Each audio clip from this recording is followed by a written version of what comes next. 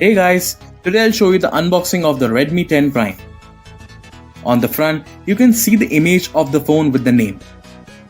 And at the back, specifications like display, camera, battery and processor. So quickly we'll get inside the box.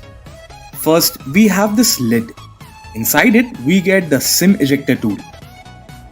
Documentation like quick start guide which will give you end-to-end information about the phone, and the silicone back cover which is a good addition from the company. Here we have Redmi 10 Prime.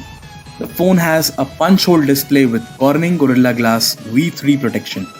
At the back, we have a 50 megapixel quad camera setup with Redmi branding at the bottom left. The phone looks very stylish.